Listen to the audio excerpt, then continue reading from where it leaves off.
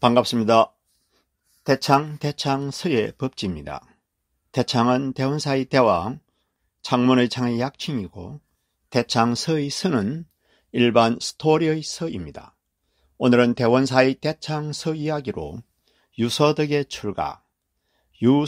출가에 관하여 한 말씀 드리겠습니다. 먼저 개념 정의부터 살펴보면 유소득이라 그러면은 지금 우리가 실질적으로 보는 이익을 이야기합니다. 실질적으로 보는 좋은 경험, 체험을 이야기합니다. 무소득이라 그러면은 본체, 본질, 본성, 불성, 자성자리로 돌아가면은 무소득이 되죠. 출가는 여러 가지 의미가 있겠지만은 이 자리를 통해서는 깨달음을 얻기 위한 삼독을 버린 상태, 삼독심이 없는 상태를 저는 출가로 봅니다. 출가하고 싶죠? 물론 그래도 속세가 좋겠죠? 옛날에 제가 성가대학을 다닐 적에 학교 앞에 어떤 저사님이 음식점을 했어요. 그 저사님은 특징이 본래는 스님이었던 거죠. 스님이었다가 결혼을 해서 이제 가정을 이루어서 학교 앞에 사는 겁니다.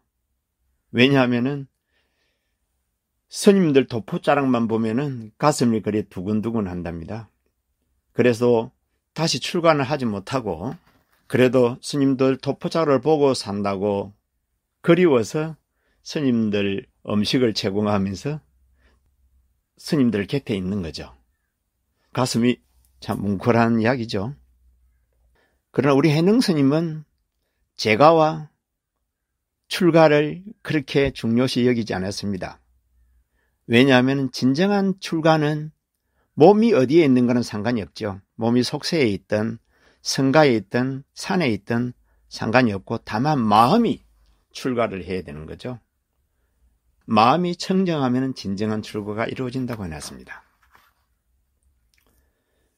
출가 그러면은 부처님의 입장, 중생의 입장이 있겠죠. 부처님의 입장의 출가는 당연히 무소득이 되고 무소득은 이 자리를 통해서는 그냥 두고 오늘은 중생의 입장에서 출가를 하면은 유소득을 이룬다를 가지고 한번 말씀을 드리는 겁니다.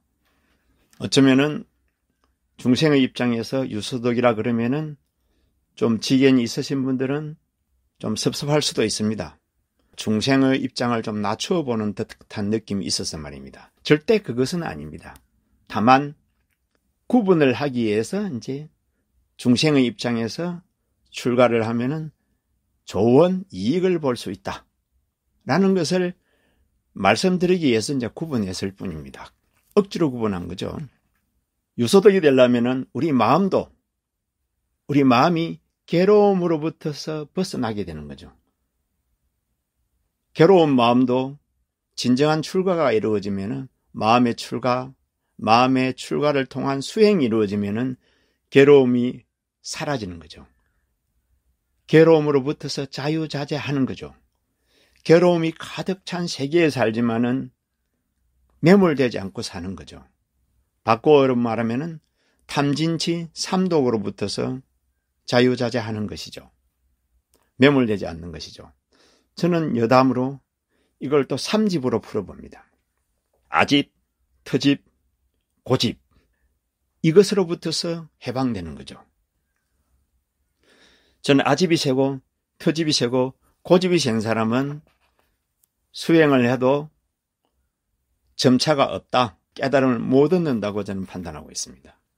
그래서 진정한 출가는 유소득의 출가는 아집, 터집, 고집이 소멸된다는 거죠. 그 다음에 우리가 몸의 입장으로 본다면은 몸은 건강한 몸을 얻게 된다는 거죠. 건강한 몸. 우리가 진정한 출가가 이루어지면은 몸은 건강해진다고 봐야 됩니다.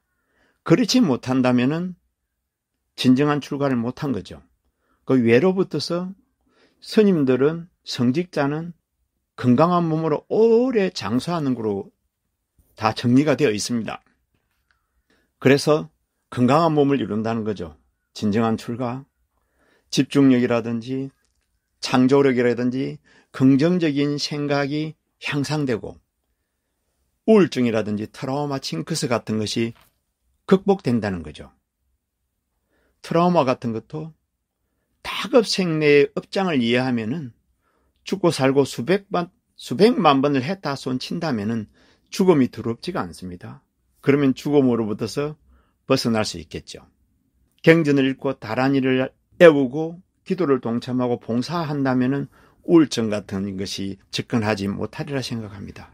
구체적으로 진정한 출가를 해서 마음의 상태가 수행으로 올인하고 있다면은 우리 내파 상태를 한번 체크해 볼 필요가 있습니다. 물론 이 체크는 생활선이라는 책에 박희선 거사님이 본인이 직접 내파 측정기 센서를 10년간 뇌에다 부착을 하고 컴퓨터로 자동 프린트한 자료를 바탕으로 하고 그 외에 그분이 연구하고 데이터 수집한 자료를 참고한 생활선이라는 책을 참고로 해서 한번 말씀을 드려봅니다. 일반적으로 우리 내파 상태는 베타 상태라 그런답니다. 이거는 외적 의식인 상태죠. 약간 긴장된 상태에서 일 처리를 잘하는 상태. 근데 우리 수행을 하면은 내파가 알파 상태가 된답니다. 알파파 상태.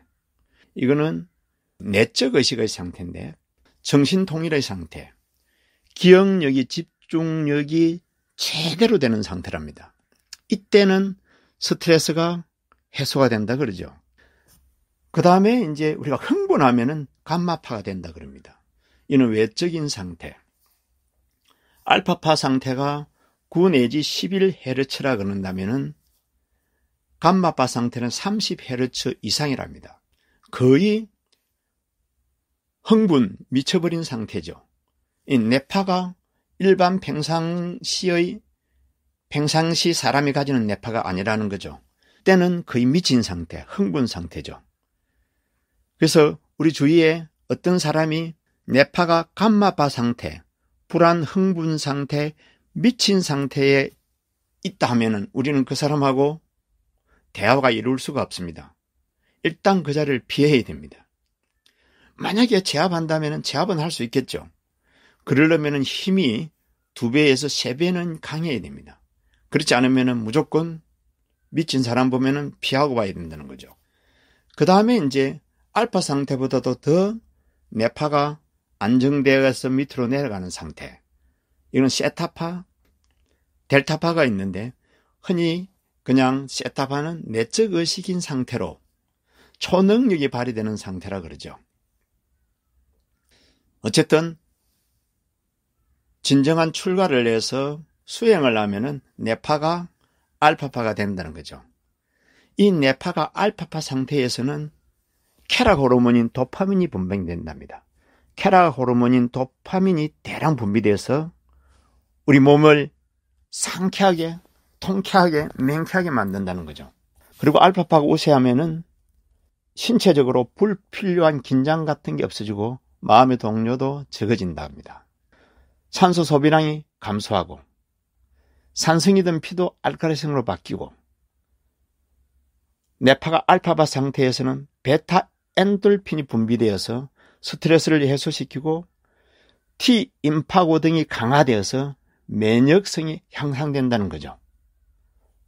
물론 소화 기능은 더 강화되고 말입니다. 기타 등등의 유소득의 효과, 유소득의 출가가 가능하다는 것입니다. 진정한 출가, 마음이 진정으로 출가를 하면은 거기에다가 수행만 이렇게 곁들이면은 우리는 유소득의 출가로서 지금 내가 이 자리에서 우리가 실질적으로 좋은 경험, 좋은 이익을 체험할 수 있다는 거죠. 간단히 정리해보면은 유소득의 출가라고 하는 것은 첫째, 마음이 괴로움으로부터 자유자재를 얻는다는 거죠. 삼독심으로부터 자유자재를 얻어서 편안함을 얻는 유소득의 출가가 된다는 거죠. 몸도 건강한 몸이 된다는 거죠. 집중력, 창조력, 긍정적인 사고가 향상이 되고 우울증이라든지 트라우마, 징크스 같은 것을 극복할 수 있다는 거죠. 그야말로 유소득의 출가이죠. 그 다음에 뇌파는 알파파가 이루어져서 우리 몸에서는 베타 엔돌핀 분비가 촉진되어서 스트레스는 해소되고 T임파고는 강화되어서 면역력이 강화되어서 항암 효과까지 볼 수 있다는 거죠. 양해 한 말씀을 곁들여 드리면은 저희 개인 사정상 논문도 쓰고 프로젝트도 구상한 게 있어서 앞으로는 2주에 한 번씩 대창을 올릴까 생각하고 있습니다. 부족하지만 지금까지 잘 들어줘서 감사합니다. 오늘 소설과 같이 유소득의 출가 가치한 인연으로 정법의 해안이 열리고 부처님 은혜가 충만하여 신신건강하고 복록구족하시길 축원 올립니다. 성불하십시오.